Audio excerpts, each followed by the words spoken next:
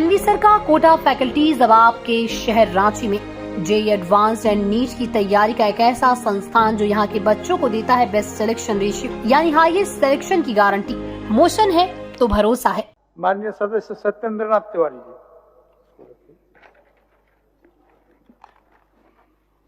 यह सभा राज्य सरकार से अभिस्ताव करती है कि गढ़वा विधानसभा क्षेत्र अंतर्गत नगर परिषद गढ़वा के माली मोहल्ला टंडवा से पुरानी बाजार गढ़वा के बीच डांडो नदी पर पुल निर्माण जनहित में अति आवश्यक है।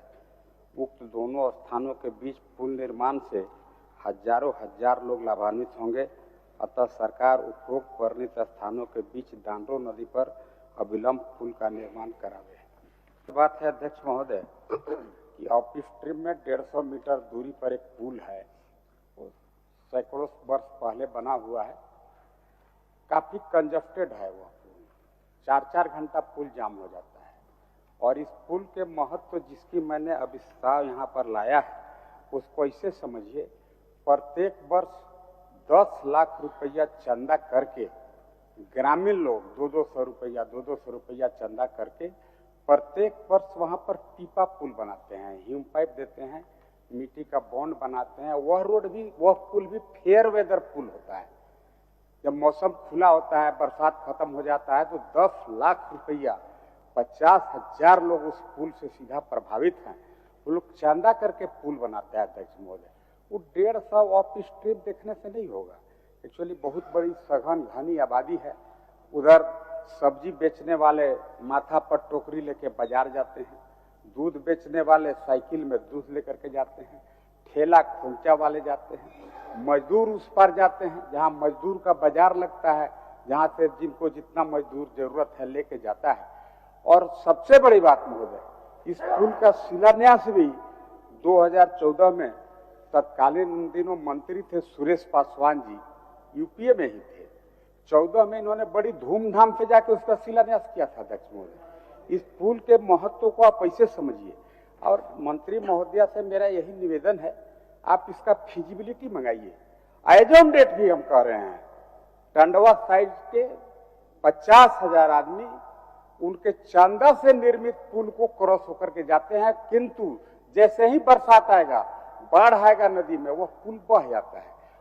तो हमको लगता है कि पदाधिकारी शायद इस बात की जानकारी आप तक नहीं दिए हैं कि भाई इसका फिजिबिलिटी रिपोर्ट मंगाइए। आज भी वह पुल चालू है, लेकिन कंस्ट्रक्टेड बाई पब्लिक। 200 चंदा करके 5,000 परिवार चंदा दिया, 10 लाख देता है प्रत्येक वर्ष। इसलिए इसकी महत्ता को समझिए।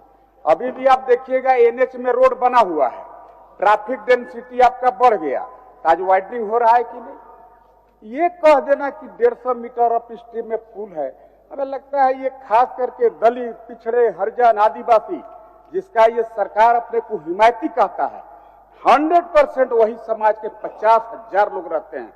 और आदरणीय सुरेश भाई को तो बधाई देते हैं, शिलान्यास किए थे 14 में, अभी 11 साल बीतल है। आओ 1 साल के अंदर ये सरकार बनवाने का कमिटमेंट करे, फिर मैं अविश्वास।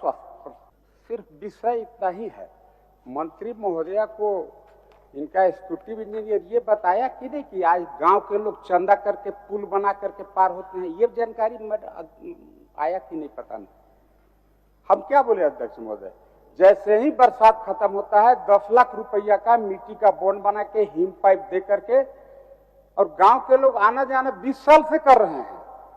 हम तो कहे कि भाई सुरेश पासवान जी मंत्री हुआ करते थे, शिलान्यास भी किए थे, तो मंत्री महोदय आप इसका फिजिबिलिटी रिपोर्ट मंगा लीजिए, इसके रिक्वायरमेंट को दिखवा लीजिए। अगर आवश्यक हो तो कोई ऑडिट क्या, हम तो जन हित में काम कर रहे हैं, कल्याणकारी सरकार है, इसका तो घोषणा करना चाहिए कि मैं बनाऊंगा।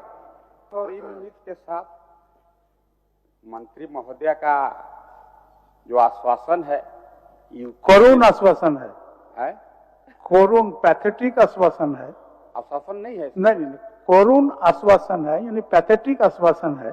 विनम्रता के साथ कह रही है कि आपका बात को मान लिया और बनाए। धन्यवाद। ठीक, वहाँ पर 1 साल के अंदर पुल बन जाए, यही कामना करता हूँ। चलिए, क्योंकि जनहित में आवश्यक है। मैं अपना विश्वास वापस लेता हूँ। धन्यवाद।